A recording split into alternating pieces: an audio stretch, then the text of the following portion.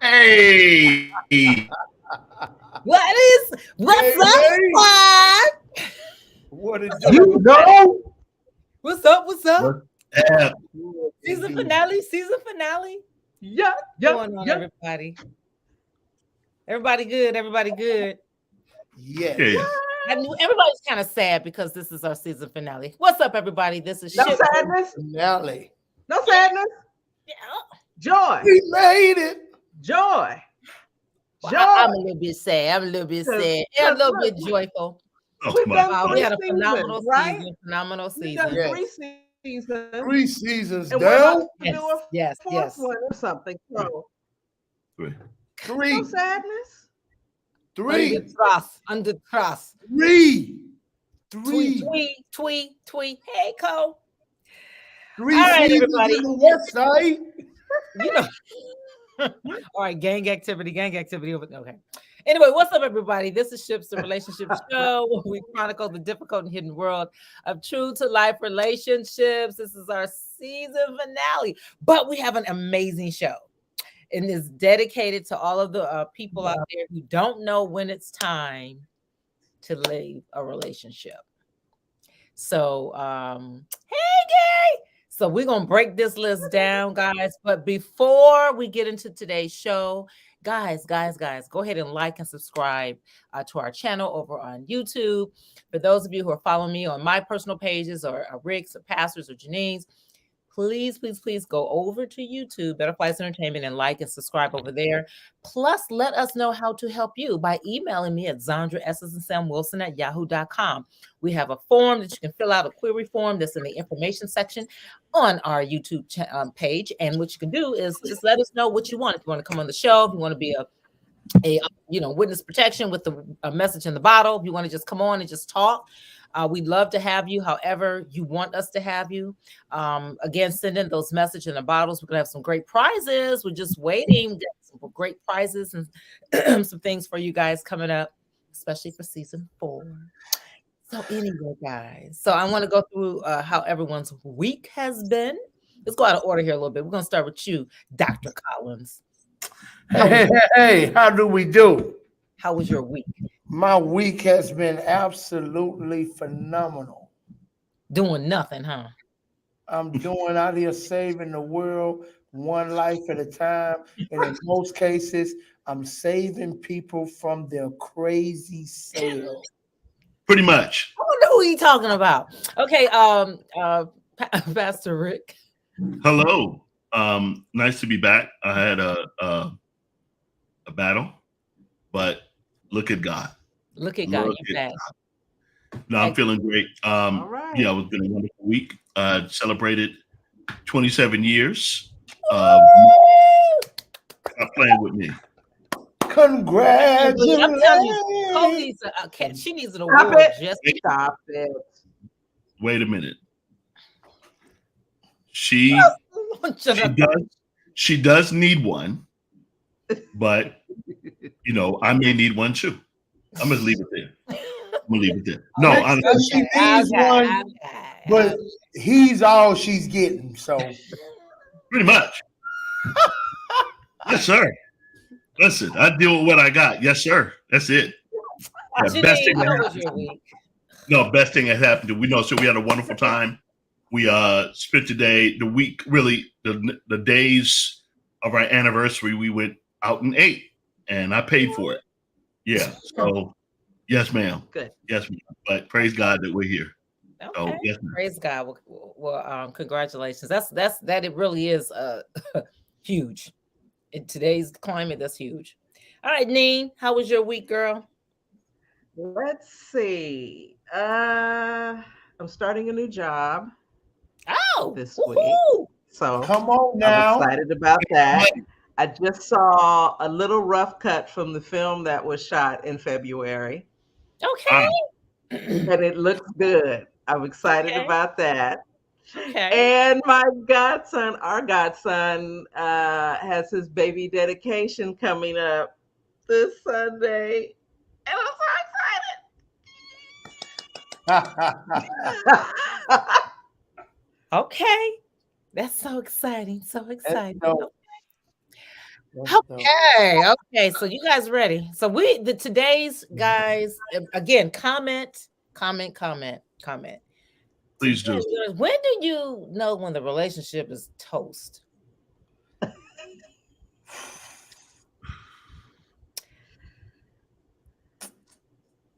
When to stay away? What is that? When to sail away? What did you type in? I didn't do that. That was sent to me. The little when to stay away. When to stay away. No, that's even better though. That's all right. All right. What's number one? When do we know when the relationship is toast? Because some of us don't know when to walk away. And I think we've all walked away either too soon, didn't give it a chance, or some of us just stayed too long. Okay, you fighting constantly. Let's define that. So we know you should fight, or you can't fight, not fist fight, but there's such thing as healthy arguing, right? I don't know. I heard you say you should fight. I mean, like it's a goal. You know what I meant. Well, you know what? Right? Let's have a disclaimer. Okay. We're not saying that if you are fighting constantly, that means walk away. Right. These are, I think it's a combination of the things we're going to point out today, because fighting constantly could mean that there's some bigger issues that you're afraid to deal with or not willing to deal with. And so you're nitpicking at other things when you just need to have that come to Jesus moment, sit down and say, okay, we're tripping because of this. And then also define what is constantly. I guess it's relative, because some people think, you're fighting every day, once a week. What's constantly? So a lot of this stuff is kind of like, disclaimer. So, okay, Dr. Collins, weigh in. You fight constantly. Yeah, they didn't really give us enough information. What I would say when you say fighting constantly, well, for one, I ain't finna be fighting constantly. For one, that's one thing I ain't about to do. I'm not. So I don't think I never walked away from a relationship too early. I think it's I stayed too long, but I ain't never walked away too early. Just put it out there. Listen, fighting, explain it. Fighting can be perceived a lot of different ways. And I would say when you're fighting unfairly, because fighting can be just debating or trying to find our place of compromise, or, it all depends on what context someone's using that word. But I tell people, you got to know how to fight fair. I call it the art of war in relationships. Absolutely. You got to know how to fight fair. You can't be hidden below the belt and name calling and this and the other. But let me put this out there. Statistics have proven that a couple that's fighting and arguing are in better shape than a couple that doesn't even talk anymore. Right. Yeah. Because even in the fighting, not that fighting is healthy, but it creates some possibility of resolve because we're still communicating versus the couple that then call it quits on communicating. Now you remove the potential of resolving anything. Right. So no, it's not healthy, quote unquote, to fight, but at least they're still communicating. But I would say when the fighting comes without ever coming to resolution, when there's never an answer, when there's never a conclusion, when there's never a healthy compromise, when we never can end up in agreement, then there's something where maybe there's a problem with our communication, or we're just too far apart in who we are as people. Okay, anybody else want to weigh in? That's good stuff. Okay, let's go to number 2. Number 2. That's what you said. You just said you're too apathetic to fight. It's over. It's a wrap. I agree. Yeah. That means you just don't care. One or both of you is not seeking help. Therapy. Believe you need help. That's Therapy. because they don't believe they need help. They Right. believe if you would change, we would work. Right. Right. Is that what you find out? Is that what goes on in your counseling sessions? No, the people that don't come to the counseling sessions feel that way. It's like, why am I going for you? You the one that needs to change. You go. That's not it. Yeah, and even if they do come, it's always you're like you're a referee. You're not even a mediator. You're a referee because the other person doesn't realize that they're messed up more than the person they're accusing of being messed up. And so you're looking at them like, you know, you messed up. Like, not me. Nah, it's him. Like, okay, and then vice versa. You know, she needs to do A, B, and C. And so that dynamic can be very, very stressful on a couple because one doesn't want to budge. They don't want to see, one doesn't want to see the other person's point. Because, and truthfully, many times you will notice that the marriage has started off like that. The person has always been like that, and they don't want to change.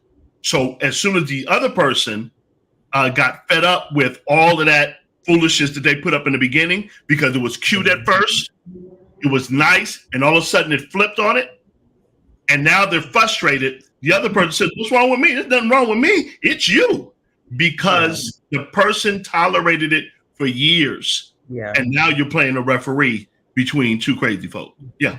Let me ask you this: when it's like that, guys, when it's stuff, have you guys seen a resolution with stuff like that, or is that literally death sentence? Okay, so it can be resolved, even if the person was like that going into the marriage.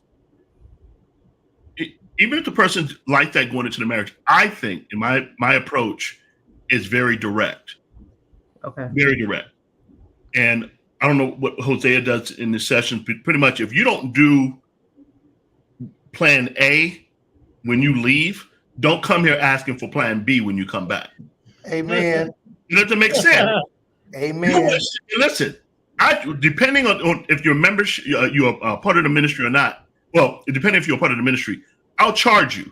So it's a win-win for me. You want to come back and get plan A again? No problem. Come back for plan A again, because that's what I'm going to tell you. And that session was supposed to be an hour, 15 minutes, because you didn't do plan A. And that's how it has to be. Yeah. Yeah, it don't take me long to tell you what I told you. Yeah, Right. Right. Yeah. Well, so here's a question. Does therapy still get a bad rap? It gets one, but it shouldn't. In the black. Right. I agree it shouldn't, but do some couples have the mindset that going to therapy means that we're failures? Yep. We should be able to take care of our own issues, problems, and so that's mostly old-fashioned. Still couples. Hesitant. It is. Old-fashioned couples. Yep. Okay, so the newer couples have had bad experiences with a bad therapist, with a bad counselor, and they begin. What's a bad counselor? So how will a person know a bad counselor as opposed to a good counselor? You coming back 10 times and you still have the same issue. They're taking your money. Or, yeah. Well, we were good. We were good until you went to counseling. Right.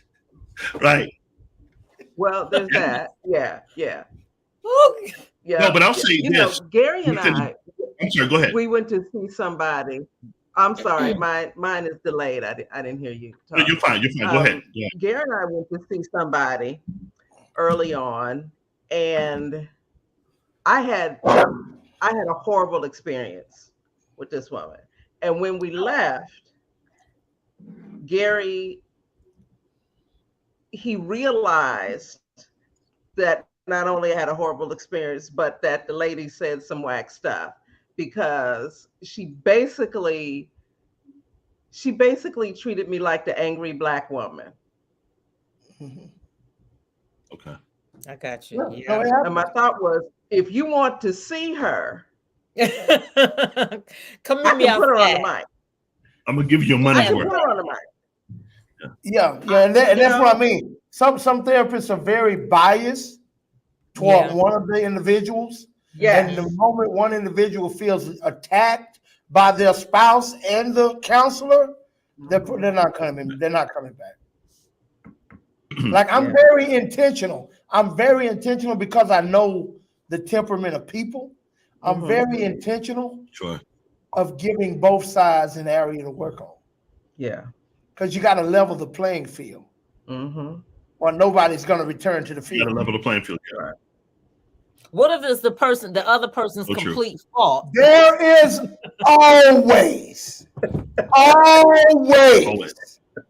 something, an issue with both parties. Always. This is another way you know you need to leave. When you with somebody who's perfect, no wrong, you need to go. Yeah. If they're not changing. There's no hope. Goodbye. I can deal with somebody who know they got some issues. The person that swear they don't, I can't. Yeah. I can't date you want to be Jesus. I can't. Are you saying you met those people in therapy sessions that think that nothing they've done is wrong? Everybody. Yeah. Absolutely. You know how many people feel that way? They feel they got it together. I'm saying nothing, Pastor. I know everybody. I seek for two things when I'm sitting with somebody. This is what I'm trying to determine. Is there a head problem? Or a heart problem? Is there a heart problem? Yeah, that's right. Okay. If there's a head problem, meaning heart is right, they just don't know, they're ignorant, they're not aware of the tools, they lack knowledge and understanding. I can teach you what you don't know. Right. I can handle that. Right. I can't make you a different person in your heart. I ain't God. Yeah. When it's a hard problem, it's beyond my pay scale. Now, because that's like it ain't a counseling session no more. It's a salvation session. It is. You need to get saved. Like we through. I'm through with y'all. If y'all don't never make it, let me introduce you to a man. I'll see you Sunday at the altar. That's pretty much it. Yeah. So the people with the heart problems, they're saved, correct? They just it just need to grow or something. It depends. that I don't know. I got a lot of skepticism there. Yeah, we still out. All right, let's go to 4. Well, hold on. Someone had to say one of our comments here. Okay, one-sided counselors, the ones who talk about everything but your issue, and I'm counseling you instead.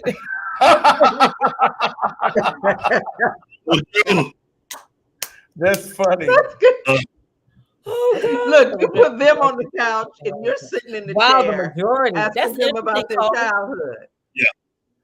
Yeah. No, a lot of it, you have to point out certain things before they really see. They like a lot of people are really ignorant of their issues because again, people don't see the world as it is. They see the world as they are. So they don't think how you could how dare you be upset with what I'm doing? Sure. When I'm only doing what I think is right for you. I'm trying to help you. See, that's the mentality. So they're not conscious of the fact what they call it help is hurt. Right. Right. And that's you gonna say, Sandra?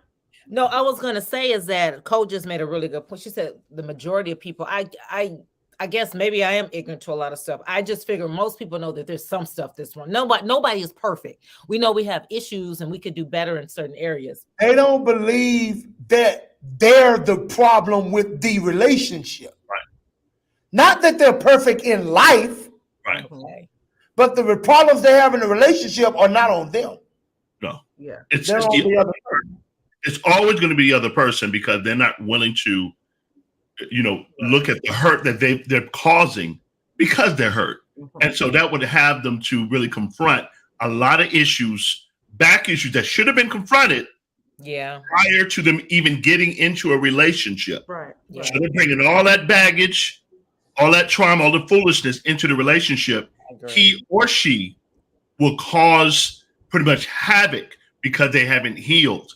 And so by the time they get to us, we're with a psychologist, counselor, pastor, nurse, and hopefully never an attorney. But the fact of the matter is that this is the mindset a lot of people come in with. Mm-hmm. It's always the other person.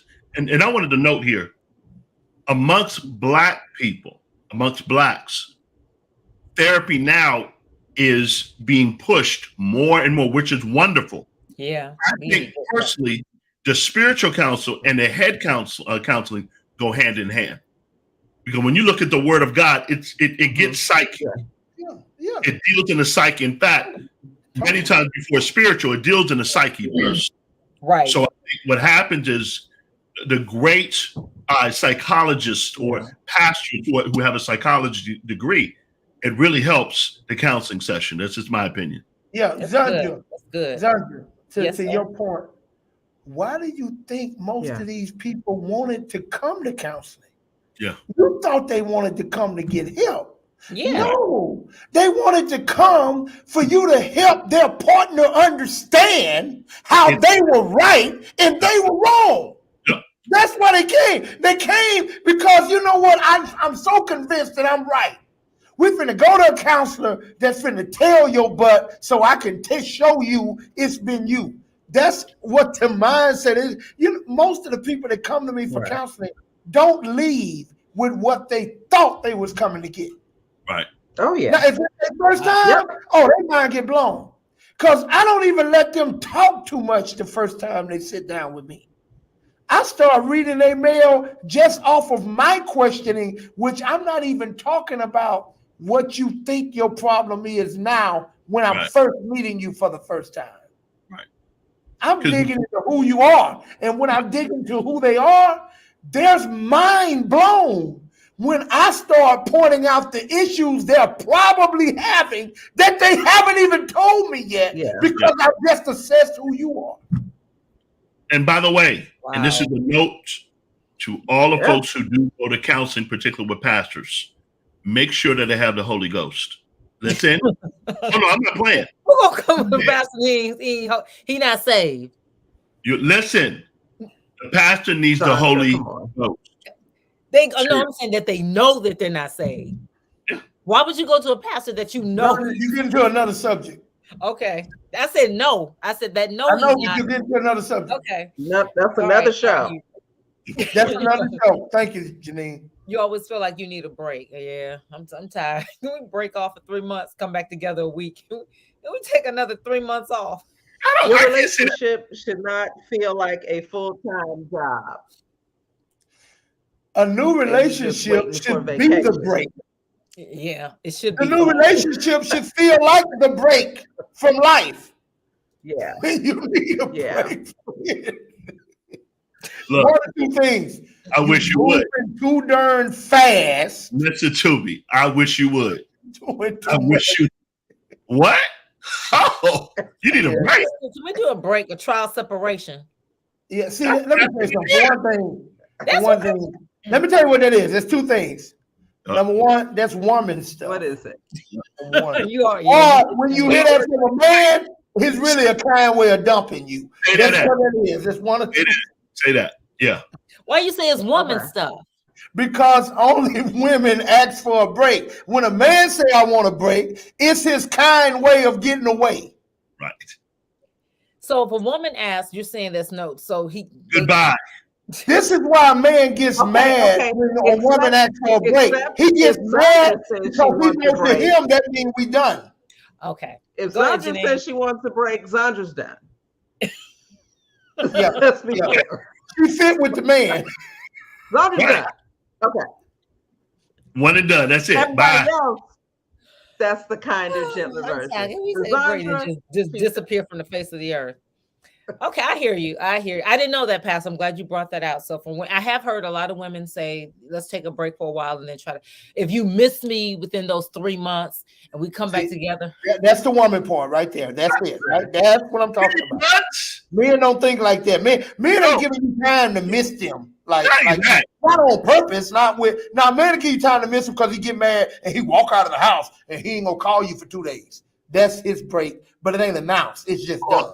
Hosea, what I'm getting at here is 3 months, you're gone, no sex. Man, you better go on with your life, man. What you talking about? Yeah, he gotta be saved. If you're saved and know the Lord, go. You're right. That's when it's time for you to leave. Bye. Yes. All right. So, And ladies, you hear that? So that's a woman thing. So I know a lot of women that's like that. They do the break. And if you ask him for a break, he gonna want to break you off something for the break. Sure is. Because he Yes. feel like I ain't gonna see you no more. Because he knows that's the last time. Lord. Okay, what's Let's number 5? moving on. Don't ask for a break, ladies. Just don't ask for a break. You might. He'll break you off. Well, that's a big thing. Women do ask for a break. Okay, you daydream about being single. Daydream about being single. That's not good.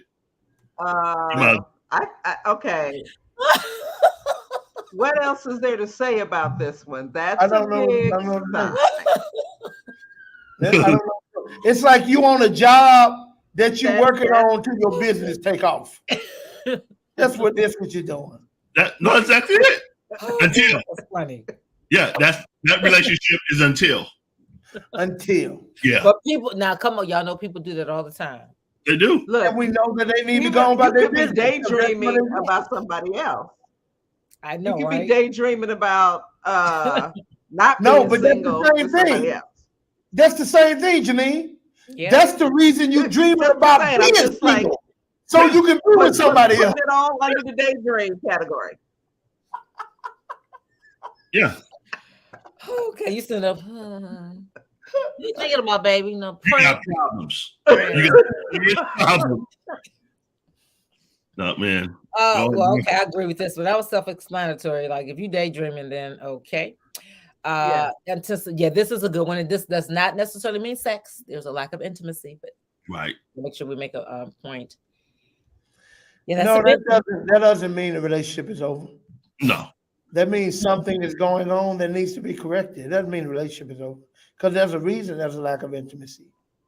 Yeah. Maybe someone's holding on to a grudge. Something happened. They hadn't let it go. They feels like you don't care anymore. You don't know that they're waiting on an apology. There's a lack of communication. There could be a lot of things that could lead to a lack of. They could have lost a loved one that's got them checked out mentally. They could be going through something on the job. Like there's a whole lot of variables that could factor into that. So it's not an automatic relationship is over.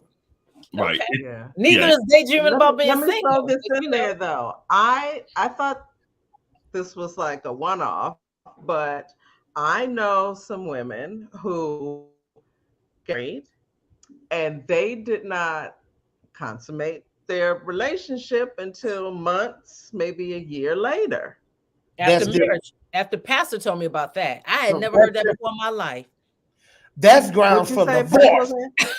How are you getting married and you're not Pastor, you were the one that told me about that. I've never heard that. I know a lot of couples. I don't know how no men do it, but to each his own. Wouldn't be me. Well, no. Remember, you just said there's always a reason. So you have to figure out the reason.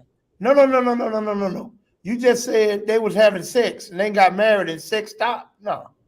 I didn't say it stopped. I said they got married and then there was nothing. Yeah, and that happens a lot. But no, the first thing first place we going to the doctor, and you better hope he show me your just cause. Something. Or if not, trust what she tells you. Why you have to be in there with her? Maybe it's something. There are couples that she already told me. She already told me. I heard what she had to say. That's why I went to the doctor. So I don't need to hear from her no more. No, I need to hear from somebody else. Well, maybe that has knowledge we have, not knowledge that we don't have.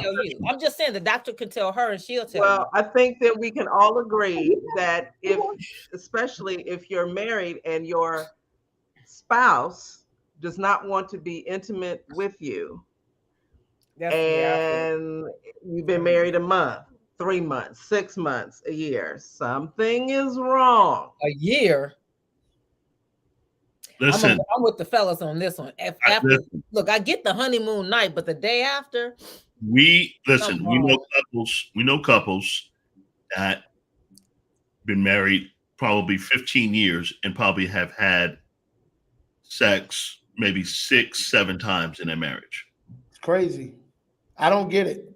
I don't know what that is. I don't get it. Is it the woman or the man? I don't understand. Look, after that long, it's both of them. It's both of them, yeah. Because whoever tolerating that just is guilty. Yeah. I don't get it. And just unless there's a medical reason, I don't get it. Yeah. And it's funny because, and understand this, particularly when it comes down to pornography, that can cause a lack of intimacy. Now that's another thing, Rick. Is the one In of the them marriage. porn? Yeah. See, that's another thing. Now I have heard that where they're not having sex, but one of them is addicted to porn. And we don't know. And this is the key thing. Hear that. We don't know. I did hear that. Well, Lord, statistically, can y'all find out? So when I bring my husband to statistically, bed, you you be able to sniff that out. I'm just asking. Sniff what out? If a person has a Hold on porn to the addiction light. or something like that, to where maybe You ain't gotta sniff it out. If he got a porn addiction, you gonna see it. Oh, okay. right. If he in the don't see it. bathroom longer than you,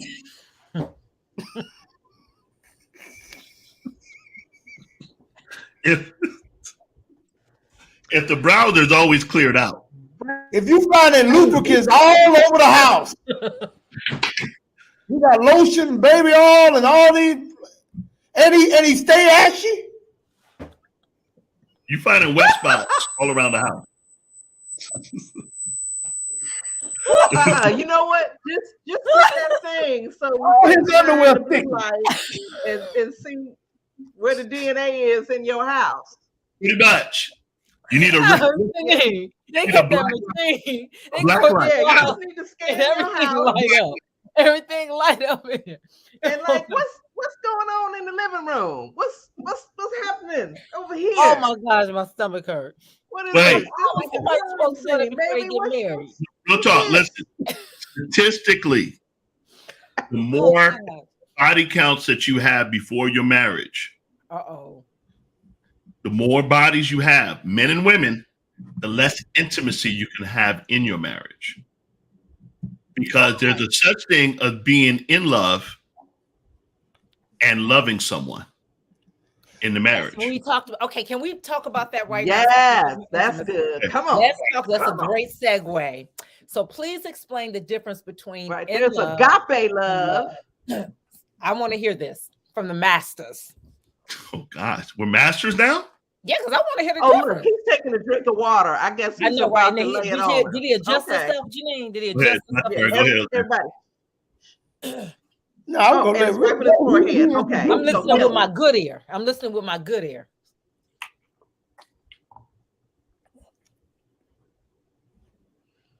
You want to go, Jose? Or you want me to go? Oh, you introduced the subject. I was gonna let you.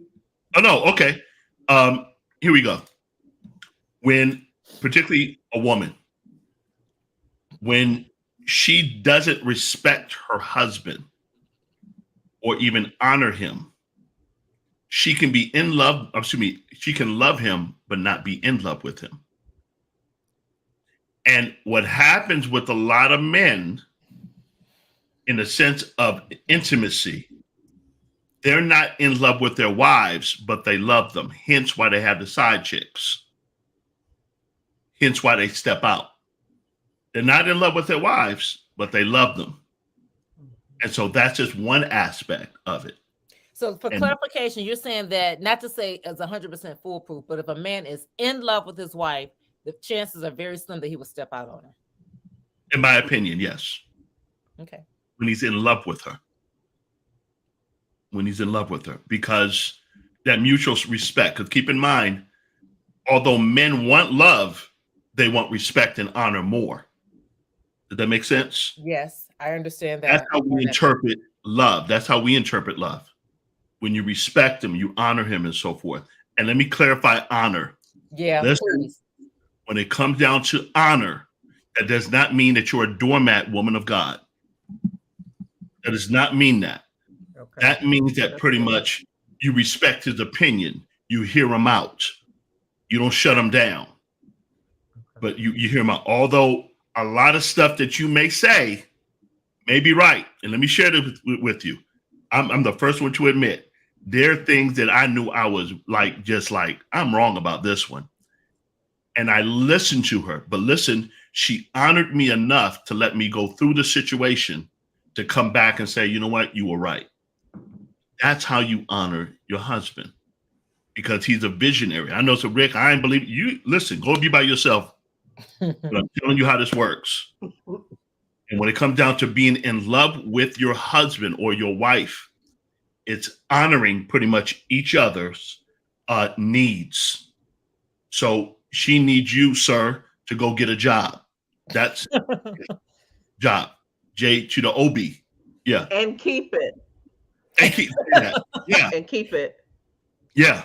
So in retrospect, that's pretty much how it works when it comes down to being in love, because you can't fall out of love with the person, not being in love with them because of something they said, something tragic happened in a relationship. And it'll be so many variables there. But the key thing is coming back together, as Pastor Jose mentioned earlier, discussing it, coming back and finding that intimacy to being in love with one another, honoring and respecting one another. Yes, sir. Okay. Okay, I agree with everything that Rick said. Only I want to take a little bit more below the surface as to why and how and what is happening. I'll start with a statement, then explain what I mean. The reason what he's saying about the problems that occur when the man is no longer in love, the reason that occurs is because most of us haven't learned how to love. Yeah. See, what happens when it comes to being in love makes it easy because in love doesn't require any intention. Right. Yeah. See, you didn't do it on purpose. You fell in love. Yes, sir. What in love literally is, just to make it very plain and clear, in love is a euphoric feeling that happens when you get connected with someone. It starts with a crush and y'all relationship is new and all of this. And what happens, you've heard people talk about being love drunk and all of this stuff. This literally happens. It produces dopamine in your body. That's it. And it creates a chemical reaction. Yes, Lord. And with this chemical imbalance, you begin to operate in ways you would not normally operate in your sober state. You're literally high. Yep. You're high for real. Like Yes, you're high. And when you're high, you feel that person. In that moment, you don't see nobody else. Nope. When you're in that euphoric feeling, you can't even see. They can't do no wrong. When you're in that euphoric high state, they're all you want to be around. You do stuff that is so far out of character to who you actually are. But the problem with that, as with any high, you eventually come down. Yeah. And when you come down, and then when I come down, I crash. Do I know how to love you without being high? Yeah. Oh, that's good. Because you can't live high. You got to come to the point, and this is where people ignorance pops up. You know what? I don't know what's happening. She ain't doing it for me no more. You know, she getting on my nerves. Now I start nitpicking. See, you ain't high no more. You sober. You know what it's like? It's like the morning after when you spent the night before partying, drinking, having a good time. Everybody look good at the club. Then you roll over the next day and you're like, that part. Who that? That part. Who this woman? Harpo? Who this? What happened? Who this Harpo? Harpo, who this woman? No, that's exactly right. So now watch what happens. Because I never learned how to love, I'm looking for my next quick fix. Yes. Here's why that other booty looks so good over there. Here's why, I like the way she smells. Here's why, because I want that euphoric feeling back. But see, when you really study and learn, and this is what all couples need to do, you can get high anytime you get ready. Because why? All you've got to do, but you got to be intentional about it. Block out everything else. Let your mind fully focus on a time they really made you feel good. Yeah. Something they did that was extremely special to you. Okay. That time that you were really happy. Maybe it was an event. Maybe it was a moment. Maybe it's something about them. Just focus all of your energy with great extreme on that moment and get lost in it.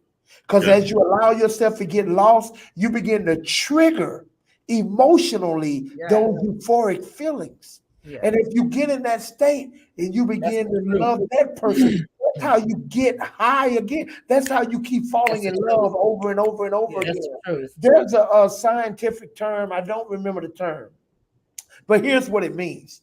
When you become so engulfed on something specifically to where it has so much of your focus, it sends this thing to your brain that automatically makes it pick up on other things that are similar or synonymous with that. Like, here's an example. You ever bought a new car? As soon as you got that new car, every corner you turn on, somebody else got that doggone car. It's like ain't nobody was thinking about that car till you bought it. That's not what, they ain't nobody just went and got the car. It's how your mind has become so consumed with it, so your brain picks it up. And this is what happens in relationship. When I get so mad at you and I get so upset with you and something bothers me and I'm so focused and zoomed in on that thing that makes me sick, I lock my brain and I program it to pick up on everything that resembles ourselves. See, there she go again. See, you don't never. See, you always. See, that's what I'm talking about. And you're not knowing it. It's because of the program you running.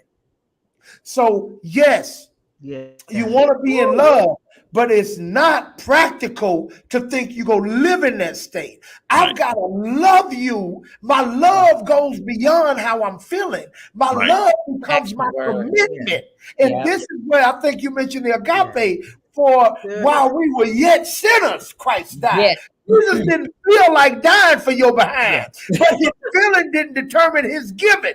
Because in the Garden of Gethsemane, he said, you know what, Lord, this is a hard cup. You ain't got no plastic cups. I ain't really trying to drink it today. Like, if it's any other way, let this cup pass. No, that's right. Nevertheless, not my will. Yeah, but your will. But thy will be done. Not how I feel, but what I committed to. And that's what people don't know, how to love on purpose with intention and how to tap into the feeling that you want to find. Can that be taught? That's something that can be taught, obviously. Absolutely. Absolutely. I didn't stop people from getting divorced by taking them there. They didn't even know I was hypnotizing them. No, really, because it's really taking them into that moment. It's okay. Each year you celebrate your anniversary or whatever. Most of the time you go back to the place where you first met, or you remember when. I'll take her back to the place when I saw her outside the church and the sun hit her eyes, and I would just, I would just like, oh my God, I didn't notice you until just now, that moment. And so I take myself back. The day she brought me Hosea, the day she came over with the spaghetti string sundress on. Boy, you better come on here. Her hair was whipped up the way I like it, with the little me. Don't play with me. Listen, she comes over with some good cooking, Southern cooking. Come on, boy. Smothered pork chops. Yeah, all right. Green beans. And she just came over and laid it on thick. And I looked, I said, brother. No kiddo Taco Bell. If it be, I kid you not. That day, I said, Lord, if she's the one, Shadaba, let me know. But yeah, it was just because men were just attracted to the. I know when people say, "Oh, what is it? The beauty is an eye of the beholder," or whatnot. Listen, there was no other person I can think of. I was like, this here was the one. It just shut everybody out. Although people were coming after you and coming after her, she had a line, sir. She had a line. Yeah, but I knew, yes, sir. I knew I was going to get mine. Yes, sir. Why am I going there? But anyway, what happened? You just celebrated another anniversary. Sure. But I went after her in a sense of knowing pretty much the involvement that I wanted to be in her life, how to go about it. So we stay in those moments, Hosea, where we pretty much go back to the place where we first met. What happened over pretty much when we got married, how we felt. Because there are times we don't feel like we want to be married. There are times when I've shown up don't want to be a husband, and she's shown up don't want to be a wife, a nurse, a babysitter. Yeah, she doesn't want to be all that. There are times she doesn't, but because we work at it. That's what I'm talking about. That's what I mean when I say most people ain't learned how to love. Yeah. See, they've learned how to love through a temporary moment of feeling that may not be blissful. That's what's the difference between the marriages that stand the test of time and those that don't make it. Do you guys talk about this in premarital counseling? Don't know how to be loved. Oh yeah, can you tell those two? That's a good one, Janine. Right? Can you tell They do not know how to position themselves to accept love, and they start self-sabotaging, and it's all kinds of crazy stuff because they just don't know. Yeah. See, to be honest with you, a lot of folk that's trying to get in premarital counseling need personal therapy first. Yeah, they do. A successful marriage is the product of two people who were successfully single. Right. Right. Yeah. And that's the key. Right. Do you tell them that? I'll tell them that. Yeah, and I split them up and deal with them one-on-one too. Yeah. Okay. Yeah. Yeah. When you split, when you take them apart, particularly for the men, you have to really, really dig in, because a lot of it, the weight of being a man, a husband, and a father, it's a huge weight. Now, I'm not taking anything away from the wife, but the point I'm making. No, but if he's gonna be the leader, you're exactly right. Yeah, and so it scares them. It scares them. Oh. We've got people. Oh yeah, it scares them because they never had to step up. Or this is the key thing, Hosea. They scare a good man. Yeah, it's like they never had another man tell them this is what you need to do. They never had anybody, no man, Father, let me help you here. Listen. And no one modeled it in front of them.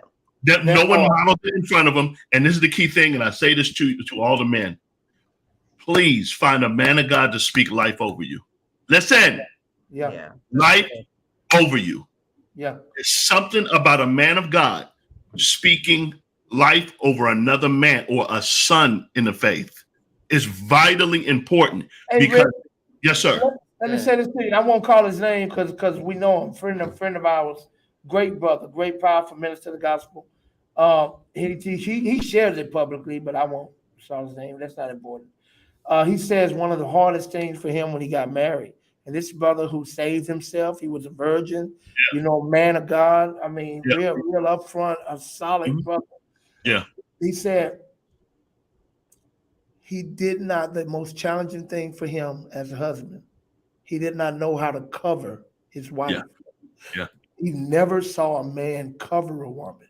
Yeah. Oh, wow. Never had a father to cover his mother. When it came to that, it was just foreign to him. Yeah. That's where he felt so unprepared. Out of whack. How do I his mama was a make it happen woman. Yeah. She held the fort down. She took care of him and all his siblings. Yeah. She did, so he never saw her be covered. Yeah. And now his wife was begging him to cover her, to be that, wanting him to be that head. Yeah. He had no inkling of how to be. I mean, he's good now. Yeah. But he shares that was his biggest challenge. If I may say, and just be transparent here, when Colette and I went through the moments as far as when we were trying to have children and so forth, she went through a major, a tough time. I couldn't understand it. And during that time, I didn't know how to cover her. Yeah. Because it was, I'm the fix-it dude. Yeah. That's what we do. What are you talking about? I put my, Dr. Cosby belt on. I go fix pretty much the doorbell. That's what I do. Yeah. And so what happens in that moment, I didn't know how to fix that. Yeah. So my experience didn't match the level of trouble. And so I retreated back. I didn't know what to do about it. There are people who didn't know how to deal with the situation, men, because they never been in my situation. Right. So I had to ask the Lord patiently, how do I do this? Because that D word came up at 10 years. And now that D word it'll shake you. Because here you are trying to be the best that you can, you know how, and things are going well. But this thing here, the elephant in the room, couldn't eat it. I couldn't move it. I didn't have the tools to coerce it out. None of it. So how do you cover in a situation that's just your particular example, Rick? But looking back, how would you? What were you supposed to do that you didn't think you were doing? Because I didn't know how to handle my pain. She was going through. So what I would have done at that time is been there physically. Oh, okay. Yeah. When you don't understand the cover, you don't know what's needed. Well, there you go. So you don't really know what's needed. Like, do you need your space? Do you need this? And I think the one benefit that I had, thank God, my father, Big Mama, I understood the need of being present. Yeah. Just growing up, taking care of Big Mama, you know what I'm saying? So on and so forth. My dad always being there, even when he didn't know what to say. The need of being present. Yeah. To give that support, that testosterone, that to make sure you are never alone. Yeah. That I got you. I may not have all the answers, but I got you. Right. You may be going through it. Yeah. But I'm going through it with you. Even if I'm not feeling the pain, I'm here for the ride. Right. It's offering that level of support. Right. Yeah, and that's vitally, I think, important. In my opinion, that, and just for couples in general, I think it's vitally important that you understand that you must have other couples around you. You cannot be a couple by yourself. You cannot. You're going healthy couples, right? Would you say healthy? Well, let's speak on that. Yeah, let's say that. Yeah, healthy couple, because. Oh yeah, no, yo. I didn't even realize. This is honest God truth. I'm ashamed to say it, but it's true. I did not know.